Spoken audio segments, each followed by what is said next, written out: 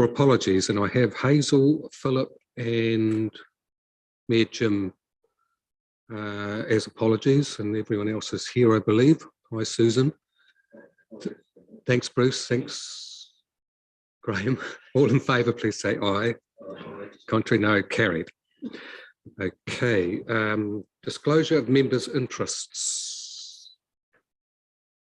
There being none, I'll move on to late items. Sorry. Turn on your microphone. In terms of the town hall and the community, I need to express a conflict being associated with Destination Cambridge, which currently operates the town hall. Do you see that as an effective conflict in this instance? If anybody else does, I'm quite willing to step back. Yes, I think it's a... Yeah, okay, yeah, thanks, Roger. The So consensus seems to be... not take any part in the discussion. Just, is there a need for me to leave the room? Ken? No financial interest. No financial interest.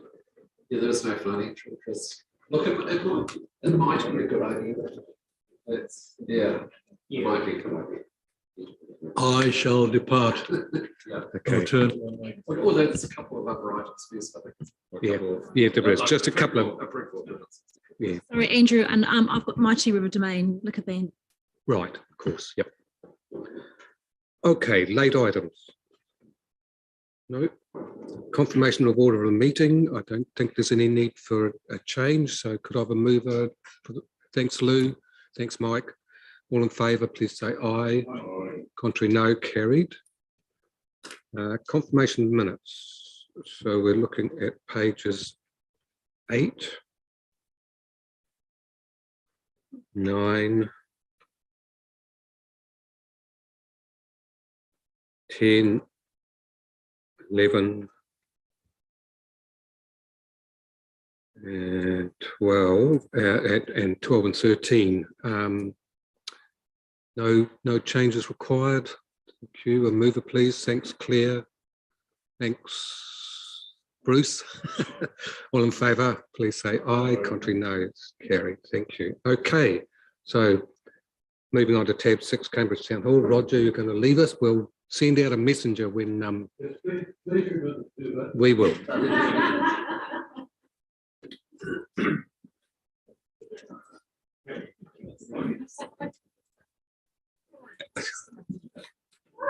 Yes, Marcus is all alone. So,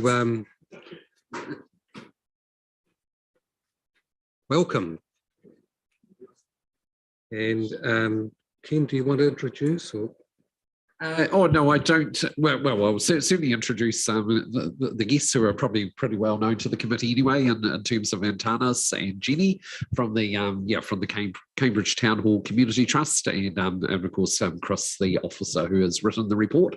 But yeah, look, I think we could just go straight to Chris to talk through the report, and then a presentation from the Town Hall Committee people. Excellent. Thank you, Mr. Chairman. Afternoon, councillors. The business paper, Mr. Chairman, really deals with two matters. One is it talks to the history of the funding for the hall and introduces the matter of providing funding for capital development. But it also serves to introduce an opportunity for a presentation to be made by Representatives Antanas and Jenny on behalf of the Cambridge Town Hall Trust. What I'd like to do with the leave of the meeting is to take my part of the business paper as read, if that's acceptable to the meeting. That would then leave the opportunity to take the presentation from the trust. And then if there are any questions at the end, perhaps they could be addressed to both the officer's advice, but also the content of the development plan proposed by the trust. Is that acceptable? Sounds perfect to me. Thanks, Chris. Yep, brilliant. So Antanas and Jenny, we're in business. Great.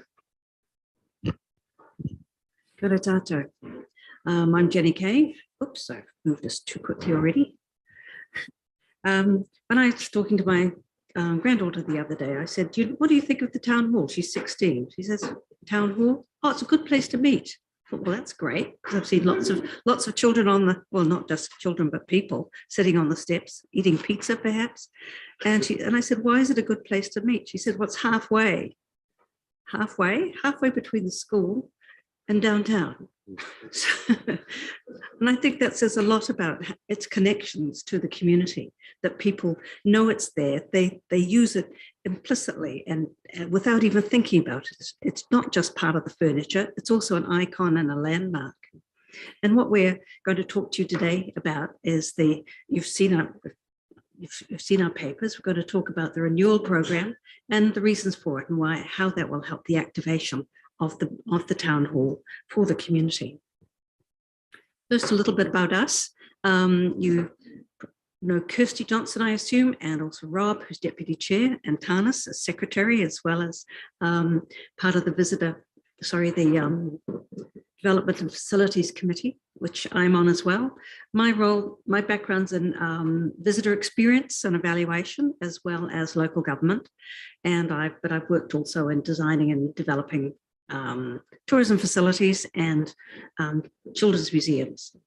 And Charlotte Fitzpatrick is, whom many of you know, she's the communications and engagement person. We're so well served with her links and knowledge of the base that we have. She has at council as well as her links into the community. Jason Tiller, who's from Rocket Spark, he is his digital marketing, and we're really using his expertise in terms of activation of the website and extending our digital footprint. Charlotte and Jason at the current time are looking at the development of our brand and how we'll build our profile. And Beth Torua, we're so fortunate that Beth has now joined us. She's Ngāti Koroki Karukura, and she's trustee there. She's a civic planner. She's worked in Auckland for City Council. She's worked for the Auckland Museum. She's a heritage specialist. So she comes to us with Māori as well as European heritage knowledge. So, and she is on the Facilities and Development Committee with Antanas and I. We're working through with Chris Ryan and Dustin Mills, and we're very grateful for the help that we have from Waikato District Council. We have a working group partnership where we're working through the transition from management by District Council, sort of a slight reversion to Hamilton City Council that I used to work for. Apologies for that. Working through the transition plan from management of the building with Destination Cambridge and all of the repairs and maintenance being done by council and ourselves. So working through that transition over a year, how we were going to get from stage one to full operation. We signed the lease recently, so it's now ours, it's our baby, and we're working hard at making sure that all works very, very clearly. But we want it to be an active place. The key differentiation for us in the transition plan will be the engagement of staff, our CEO, as well as an operations manager, so that we have somebody who's linking with the community, with other businesses, creating partnerships, as well as making sure that the facility operates really well. We're grateful at the moment with Destination Cambridge, who's helping us with the bookings and some of those base linkages and learning from them about how the building works. But the condition assessment is a really critical part of our developing an asset management plan. And to some extent, we're talking with you now about this program because we don't have an asset management plan in place. So this is sort of a proxy, if you like, to let you know what kind of things we want to do inside the building to look after the asset for you.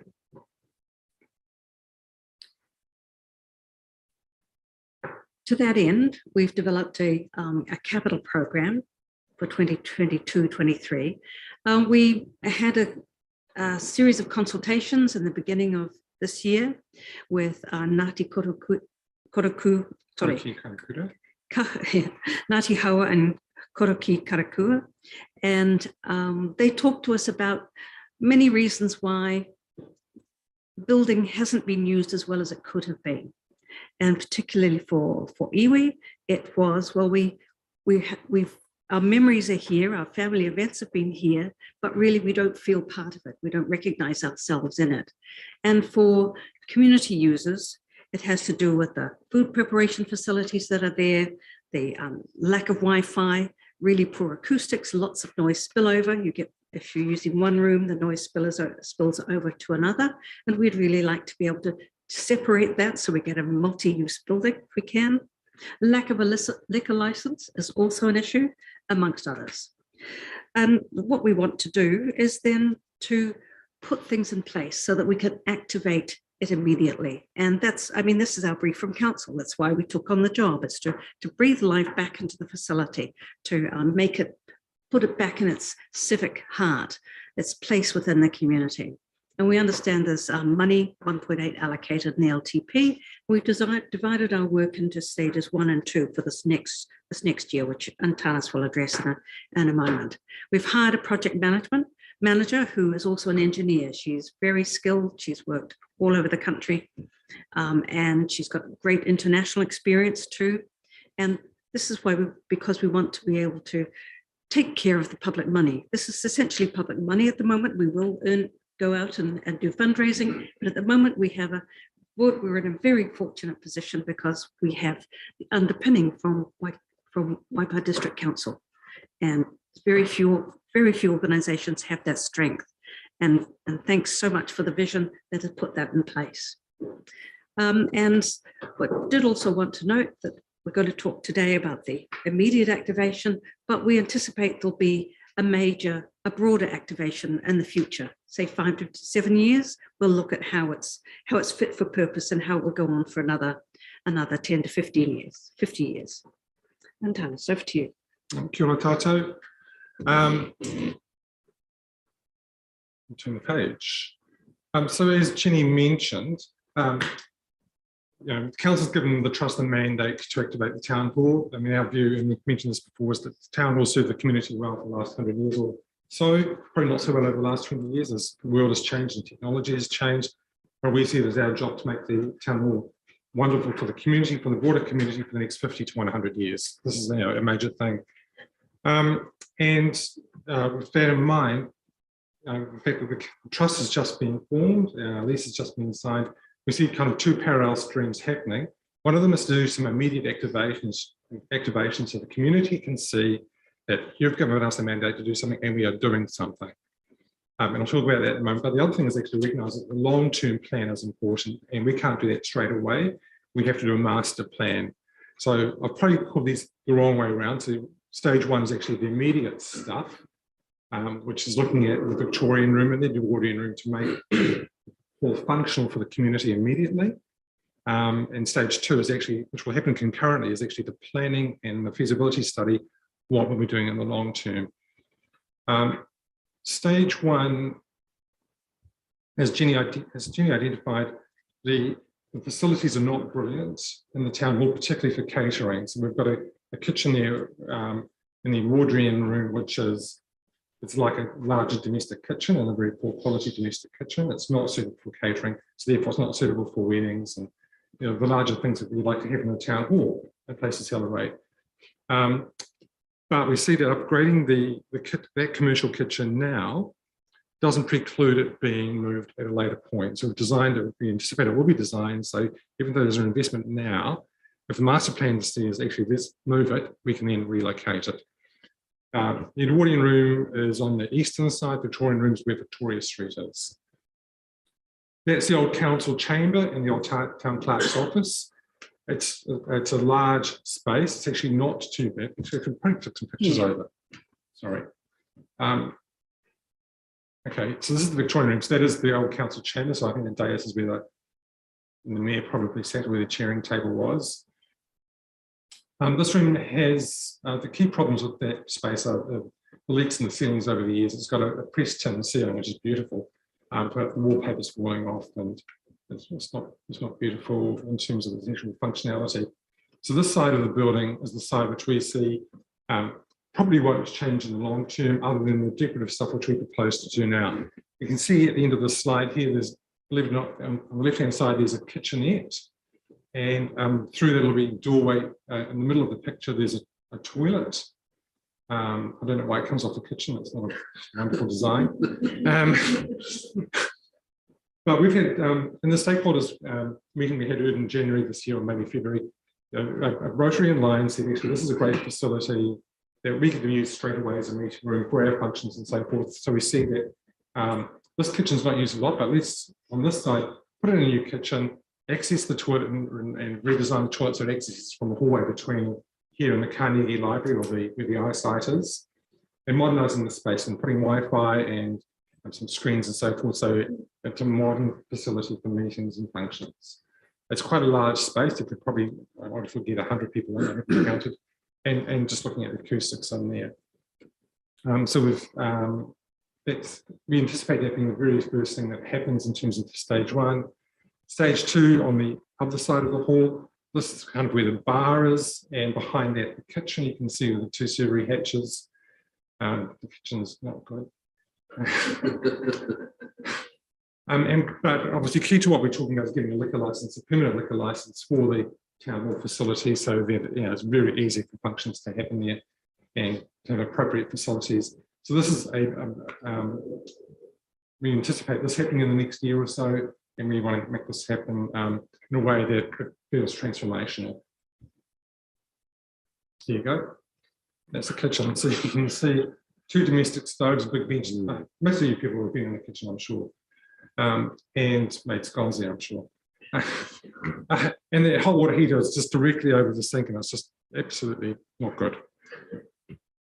So we're anticipating a high level of commercial kitchen in here, which can, as I said before, can be relocated.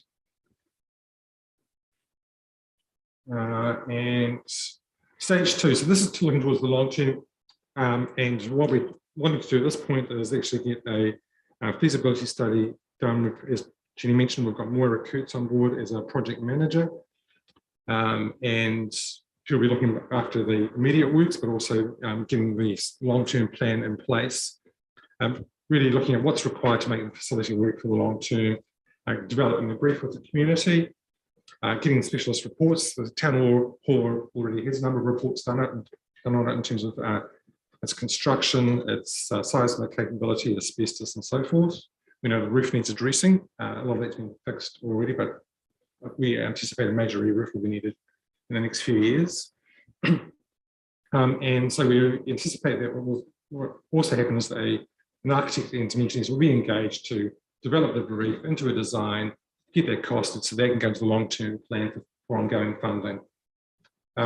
Alongside all of this, as Jenny mentioned, we're also getting a CEO on board and an operating officer. Those people will be involved in getting further funding from other organisations. So we don't see the Waipae District Council being a sole funder for this. That's the purpose of the trust, is to go out and get other funding to supplement what can be done for this facility. And Piazza. So Moira has developed, so the cost that you have as part of the report that Chris has prepared or has outlined. So backing those figures, Moira Kurtz, the project manager, has done quite a, and we haven't included this in the documentation because we don't want you to interrogate it. We're just giving you what you need to know. But obviously there's a proper program there, and she's done full costing. So she's not actually an engineer, she's a quality surveyor, which is even better for our purposes.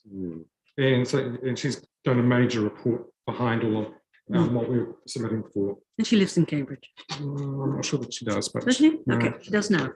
She's moving into Jenny's place. We've now owned her. Okay.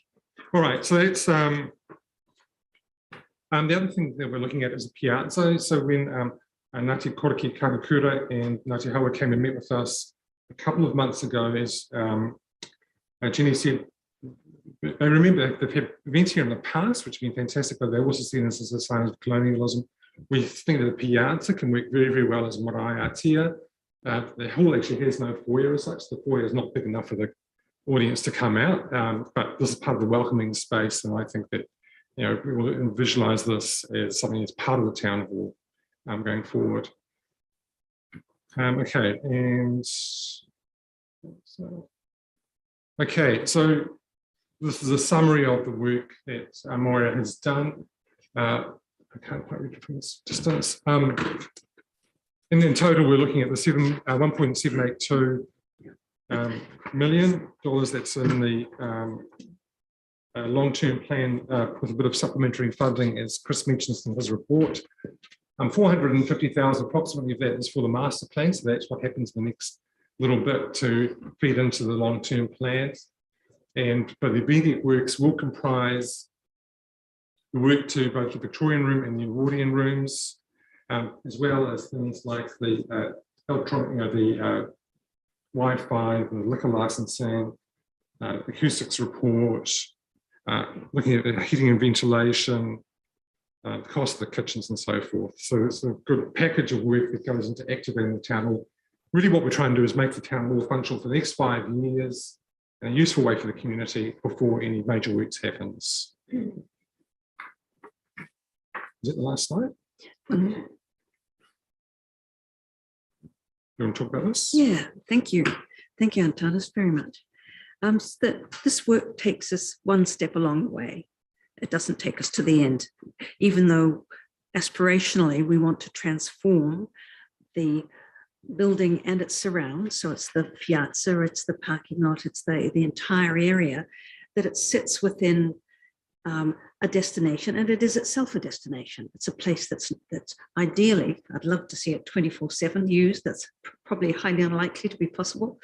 But that's an aspiration. But to see people coming and going, to see people sitting on the steps and walking across the piazza on a regular basis. So this is their town hall, our town hall. It's not just the town hall that sits there with its doors closed and its eyes looking empty and cold as it is at the moment. Want it to be destination. It's an apex landmark on its own. And when you look at it within the streetscape, as you come from the highway, initially when the highway went, and I thought it was going to be an utter disaster, to be frank, for tourism in this area, because 16,000 cars used to go past that corner. However, I think it's actually given us an opportunity, because those cars still come, lots drive by, but it gives us sort of a niche location where we don't have mass tourism. We haven't got the huge numbers that other places have, so it's much more manageable. But this is when you drive in from the highway, you're driving up to the town hall in a sense, along where the train used to come, and there's a sense of arrival at the town hall. And from the town hall, you spill downwards out into the town.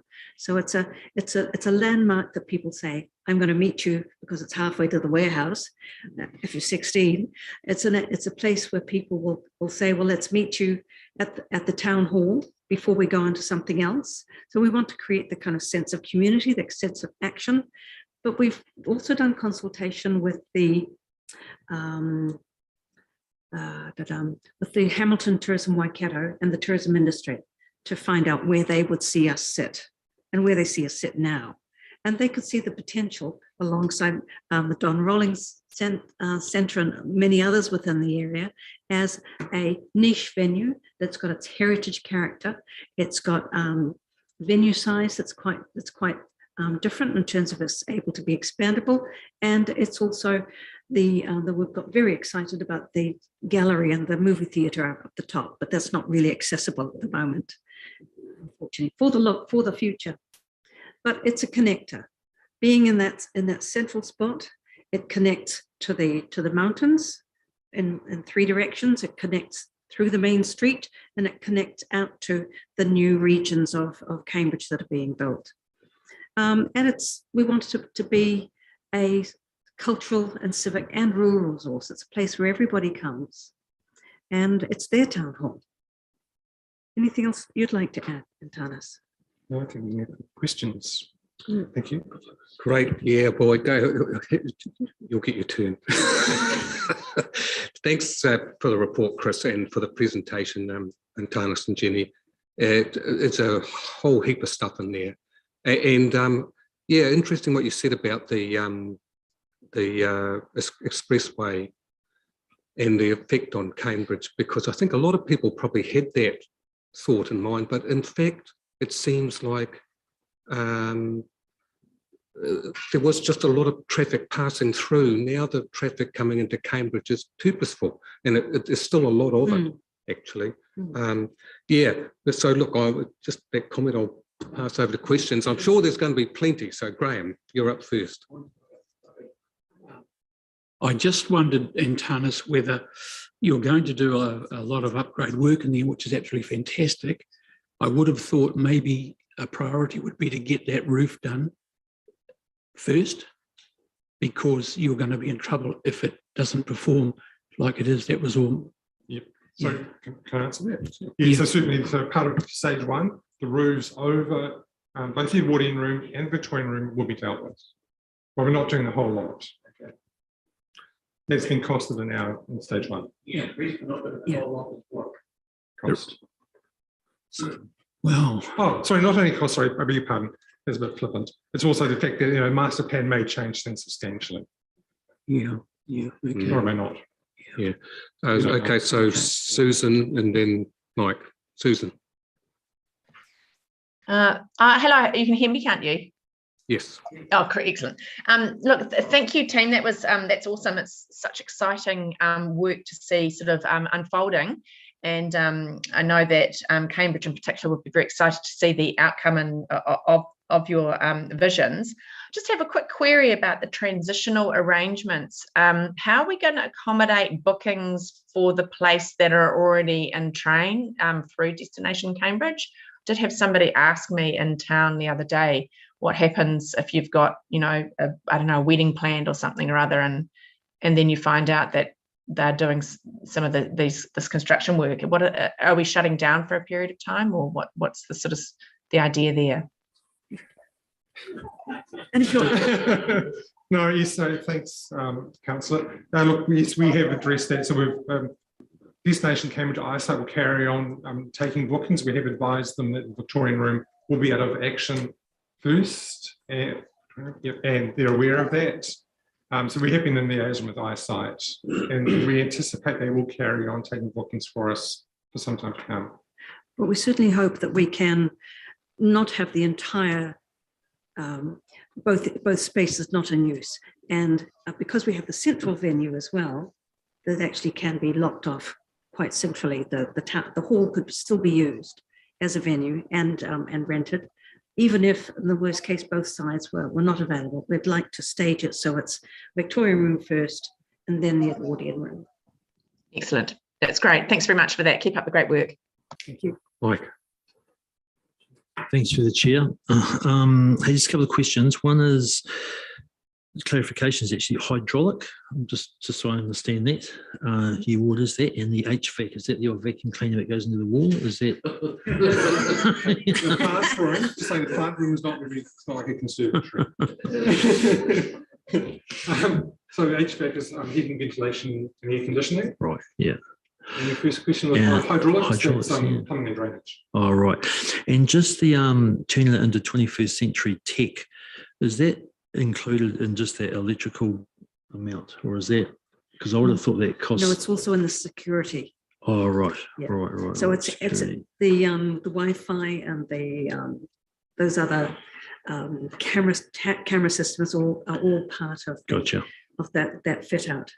Yeah. All right. Yeah, No, because excellent. it's an enabler. If you don't have it, you can't have these other Totally. systems. So I anticipate we'll have a couple of screens like these as well. Yeah, good.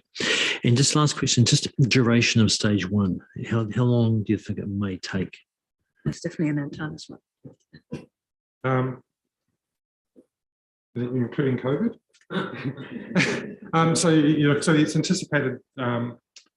So we're obviously depending on the funding before we can actually kick off. But the project managers in train. We'd like for the Victorian room to happen as quickly as it can.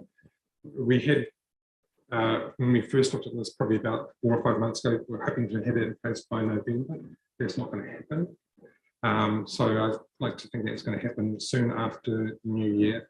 And then the Edwardian room, the commercial kitchen there, I think that we'd like to have that in place largely happening around the middle of next year. So you won't run it'll be 2 contracts or 1 contract? It'll probably be 2 contracts. Yeah.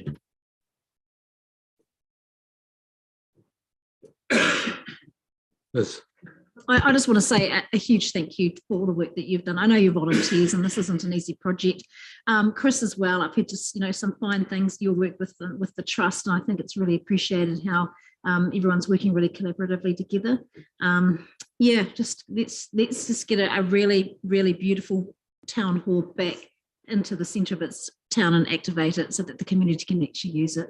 So yeah, really, I had my wedding in the town hall, my wedding reception, and it's just so dear to so many of us. It's just been really disheartening to see, it leak all the time. So yeah, this is music to my ears to see the progress that's been happening. So I appreciate all the work. Thank you. Thank you. If I may, I'd like to just Absolutely. reinforce what Councillor Stock was saying about the collaboration, because I mean, the lease agreement that we have with the council is really about being a partnership and a collaboration, and that has really worked. And I think Chris Ryan's role in actually transitioning and keeping us all working together has been really well done, and I think everybody appreciates that. Yeah, okay. Well, look, I think everyone's probably had their say. So thank you very much for coming over. And look, I just want to, I guess, wish you guys all the best, but to put it mildly. And I don't think you're going to need my good wishes. It's a very impressive committee, and committed to seeing this heritage facility really go forward and be an integral part of Cambridge again for the next, as you say, 50 to 100 years. So yeah, brilliant. Thank you. Thank you very much. Thanks Liz, thanks Lou. I'll put it, all in favour? Aye. Contrary, no. That is carried. Cheers. Okay. Oh, I was jumping ahead. Yeah, I'm just thinking on this one that it probably is helpful that you do stay. Just in case there's any site specific questions. Yeah.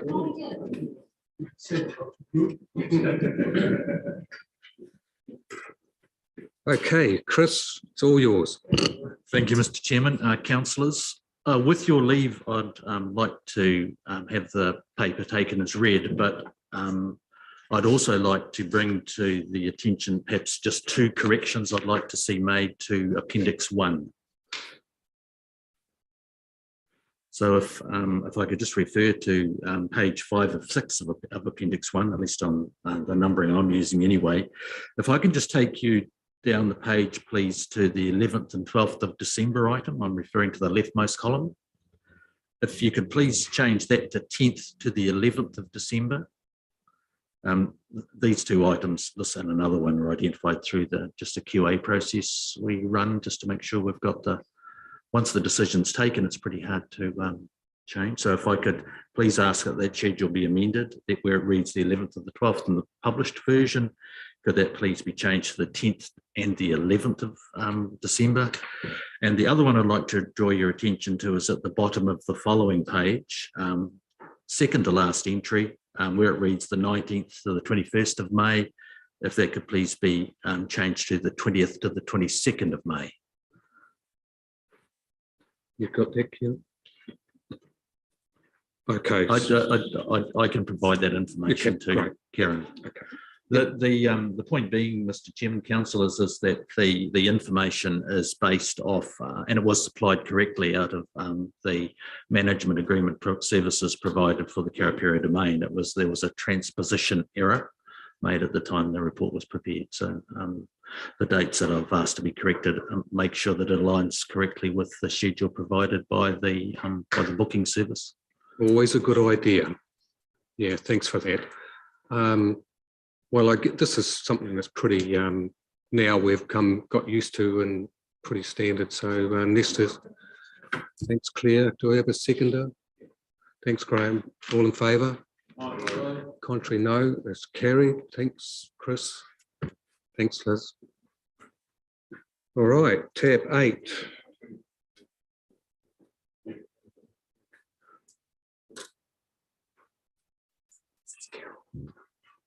Hi Carol, welcome. And again, this is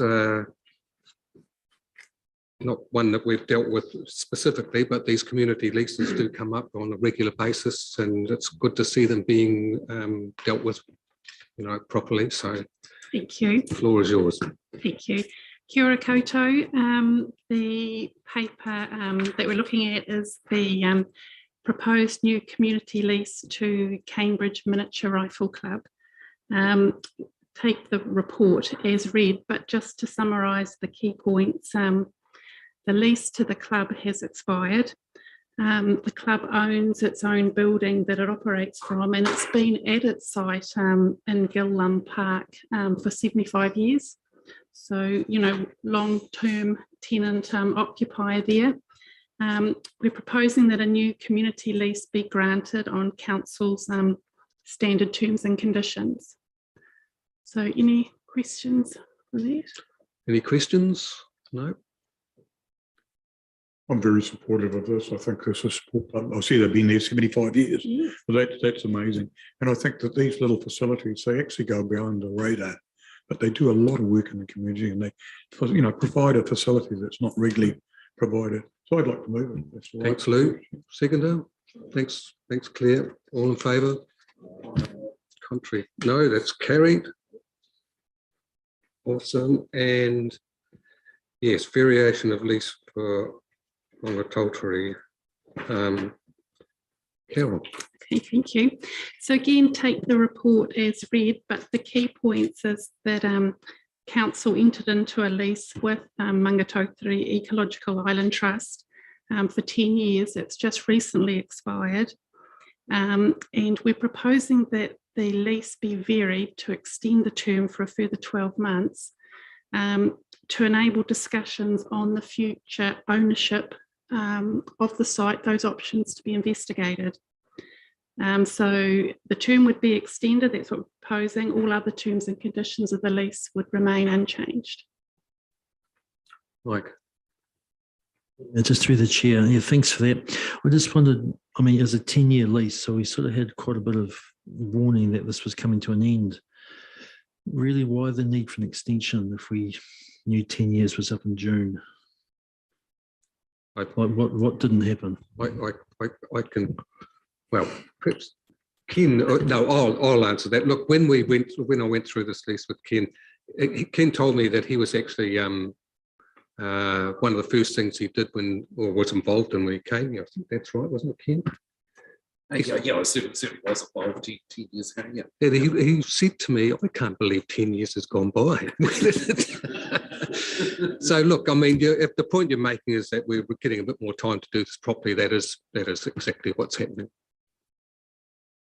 Yeah, it's a great Winston Peters answer. Thank you for that, Chair. So any more questions? No? I'm happy to support it. I think it's great that you're taking the approach that you need 12 months to work with the trust to work out what's the best way forward. I'm really supportive of that because, you know, rather than just trying to tidy things up but actually not meet their long-term needs. So I'm happy to move the motion. Thanks, Claire. Do I have a seconder? Thanks, Bruce. All in favour? Contrary, no. It's carried. Thank you.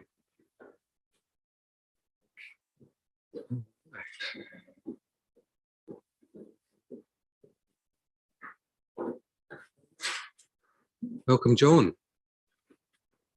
Good afternoon, everyone. So, legalisation of O'Shea Road. Floor is yours. This is the legalisation and disposal of part of O'Shea Road in Piranha. These are some of the doozies that come up from time to time that appear from nowhere, and the road was probably moved about 10, 20 years ago. So this is to formalise the legalisation and to transfer Smart Informed Road to the adjoining owner. The land area is about the same, so we didn't bother with the valuation. It's just a matter of a swap for a swap, basically. So yeah, this is just cleaning up something that should probably have been done at the time the road was moved. Moved, yeah. Okay. Thanks, Mike. Thanks, Lou. All in favour? Contrary, no. It's carried. Okay. Resolution to exclude the public. Thanks,